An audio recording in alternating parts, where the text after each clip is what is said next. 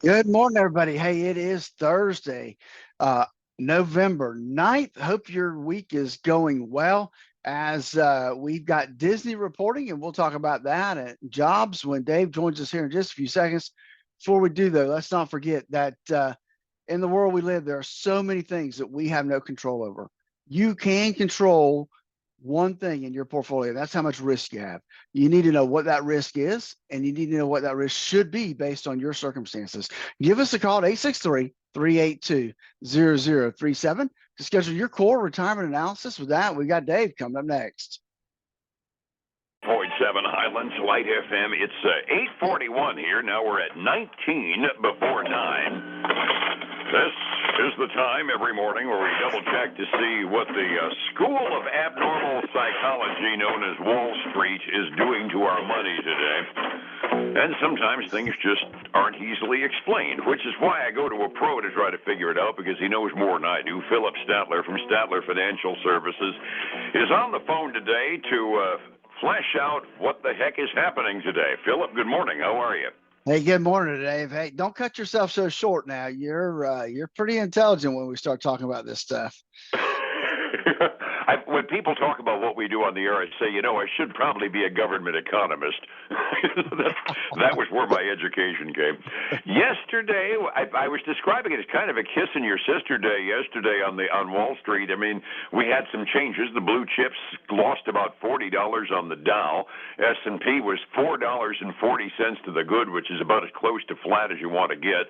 NASDAQ gained a little bit, but, I mean, this was kind of the way Wall Street's supposed to look on an everything normal day. Little up, little down, long-term trend up, and people should be happy. And that seems strange given all the earnings reports that we're getting. I'm still seeing decliners outnumbering advancers, but by and large, the market is holding a general upward trend for the last couple of weeks. What the Sam Hill's going on? I really don't know. The other thing I saw was kind of interesting is that the S&P 500 is on its longest winning streak. Now, get this, since November of 2021. Holy crud. We got to go back to the pandemic months before we can get that kind of a rebound, huh? Yeah, it's just crazy that it's, because, I mean, let's face it, 3 months before this, it was down every month. And now we're getting back-to-back days where it's heading the upward direction. Yeah, it's been, I don't think we've had an off S&P day now. What, it's been 2.5 weeks, something like that? Well, I think since the 1st of November, pretty much. That pretty much, yeah, close to getting at least past 2 weeks now. It's kind of interesting in the process, and it's almost like it hits that old saw that you and I kick around all the time. Wall Street can live with bad news, can live with good news. The one thing it can't live with is uncertainty, and at the very least, we're getting more certain and more confirmation, including all the rubber chicken speeches from our friends from the Federal Reserve, that higher interest rates are going to continue, and they ain't going to go down anytime soon. So traders are kind of saying, well, we don't have to like it, but at least we know what we want to invest in order to cope with it. That's right. And you talk about interest rates. I want to mention this. Goldman Sachs came out and said that they think interest rates will stay even higher than the Federal Reserve expects them to stay higher. They say the market has baked in a interest rate cut in 2024. And they're not so sure that's going to happen. They think that the interest rates are going to stay higher longer than even the Fed anticipates right now. And the Fed pretty much took 2024 off of the table after their meeting this past month. Yeah, there's some optimistic traders out there, I think. Yeah, they do tend to smoke weird stuff every once in a while and get optimistic when they really don't need to be. I mean, yeah, as I said, as long as we know what's going on, you can make money during high interest rate times. You just invest in different stocks than you do when you've got bargain basement interest rates. And it looks to me, just looking at the modest moves that are being made in the indexes, that we finally settled into, the big money guys settled into a strategy that works. And in the process, we're actually bidding the yields on federal bonds downward to kind of surprising levels, aren't we? Yeah, we are. Up until today, I guess. It looks like yields are going up a little bit today, at least according to Market Watch headlines. So, but that's going to fluctuate too as people go in and out of the markets trading. Yeah, but we were kind of giggling, but in a gallows humor sort of way, when you mentioned that the 30-year was down around the 4.7% rate. I never thought I'd ever say, "Boy, that sounds like a real bargain." After all those months of 5%, it just seems weird, doesn't it? Yeah, it does. The It 4.7 really. is a bargain. Oh yeah. Hey, we start out the morning with the government data dump. We get the the weekly Thursday unemployment report. Initial jobless claims last week. 217,000 first-time jobless claims. That's a little less, by only 2,000 less than the market expected. I'm not going to call that a big market mover. By and large, we're still proving to ourselves that our economy and our employment market can pretty much handle any kind of a kick in the shins that the Federal Reserve wants to give it. Wouldn't you agree? Yeah, I think so. And that's actually no change from the week before. It's Yeah. basically in line with exactly the same thing it was the week before. So, again, we'd like that number up about 250. And they, like I said, we're not cheering for people to get thrown out of work. That means there's just a sifting and winnowing, and 250 is about that benchmark number that would indicate that people aren't afraid to change jobs. And periodically, accidents happen. But, at the very least, you're on the market, you get off the market. About 250,000 of us are doing it at any given time. And right now, nobody's moving, and that's not necessarily a good thing. Evidently, Powell didn't say anything that really scared the pants off of anybody yesterday. I guess he's going to try to do it again today because Chairman Powell is going to be at a policy panel discussion in Washington at 2 o'clock this afternoon. They're actually going to get a chance to interact and maybe ad lib, go off script a little bit. That kind of, by definition, makes me a little nervous, doesn't it? You? Yeah, that could make it interesting, right? If you can ask questions and he has to answer and it gets him off his speech script, then that to me, who knows? That could shed some different lights on what's happening in the interest rate environment. Absolutely. I mean, Greenspan was famous for being real close to the vest, and when he didn't want to say anything, he could fill 10 minutes at a time and say absolutely nothing. In contrast, Janet Yellen sometimes is a little bit loose with the lips when she was answering questions. Powell's kind of a happy medium on there. He's real cautious. He doesn't say anything stupid very often, but when you get into a panel discussion where you get some people that may disagree with him, it might be an interesting experience to watch. It may, and if you watch the markets, it may give you some hints of what went on. Yeah, that's kind of what I'm going to be doing about 2:30 this afternoon, double checking and seeing what the heck goes on. Reporting season for the companies that get traded on the exchanges there's a potload of household names that reported over the last 24 hours. Probably the biggest name that we all know well is Disney, and I gather their streaming services are carrying the day for them, huh?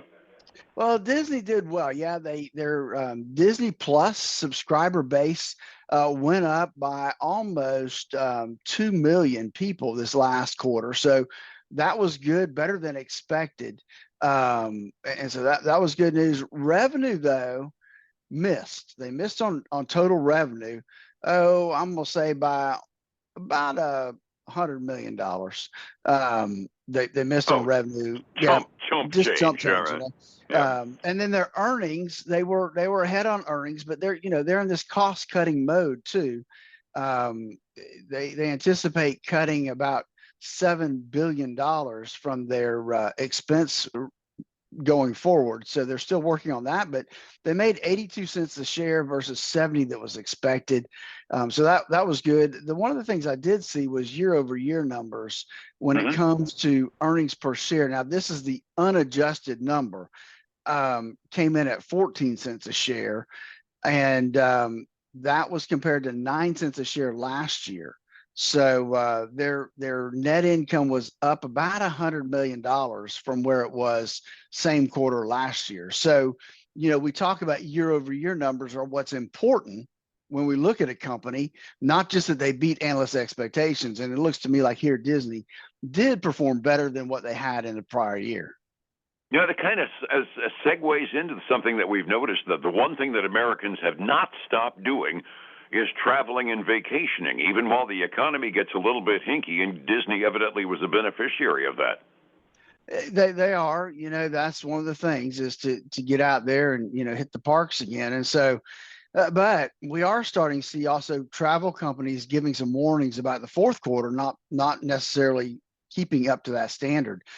Disney is trading up about 4% this morning. Okay. I wonder if that guidance might indicate that they're going to the Walmart school of guidance, lower the expectations and then beat them, right? Well, and that seems to be a theme that we continue to see. It's not a bad strategy given the history of Walmart stock either. So I make fun of it, but it's not a dumb strategy from a PR standpoint.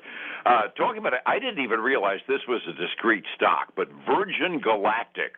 There's a publicly traded space travel company. I love it. How did they do? Oh yeah, they did well. Considering what they were supposed to do, they were expected to lose like 43 cents a share, and they only lost 28 cents a share. Revenue beat as well. They're not much revenue coming in on a space flight deal, but they had $1.7 million. They're only expected to bring in about 1.1 million. So that was good for them. And so they're trading up this morning 11%, Dave. Now this is a really expensive stock, okay? $1.73 a share. Ooh, I could actually buy that with what's in my wallet today. Like I said, I just assumed it was a division of Virgin Airlines, so I didn't even realize they were publicly traded. It was kind of one of those, what the Sam Hill? Yeah. Got a few other household names I know that are reported. You got any other good news do. pieces? We talked about, I think it was Uber yesterday or the day before. We had Lyft reported today, and they came in. And unfortunately, they gave us the whole daggum report and not just a summary of it. But they beat on their revenue, and so I'm sorry, it was lower on their revenue. They did okay on their other earnings per share, and they're trading down today about 3.5%. Okay. The last one I wanted to share with you is a company called Affirm Holdings. Yeah. You may not recognize it, but it's the arm, not the arm of, but they teamed up with Amazon to do their buy now, pay later stuff through Amazon. And so they had a really good quarter on revenue. They beat by about $50 million. And so they're trading up 13.5% this morning. Cool. Yeah, the name didn't click with me when you told me they'd reported. Then when you told me that through Amazon, oh yeah, every time I try to check out at Amazon, they try to get me to do it through Affirm instead of my credit card. Exactly. That's pretty good marketing to have the Amazon nagging you to use them every time you buy a roll of toilet paper or something. Resetting the table, a mixed bag yesterday that on balance I'm going to call a good day. 45 minutes before we open this morning, what are we looking at, Phillip? Hey, we're continuing to see the indexes increase this morning. We got the Dow 30 up 0.3, the S&P 500 up almost 0.3%, NASDAQ 100 up 0.1%. Big winner right now is the Russell 2000 up almost 0.9% this morning. Hey, on the other side of the coin, we got silver slipping about 0.1%. Gold's right there with it, down 0.2%. Crude oil up from yesterday's close 1.3%, but it's about where it was yesterday, Dave. $76.30 a barrel right now. Boy, it must have really tanked during the day, huh? Yeah. I think it was down below 76.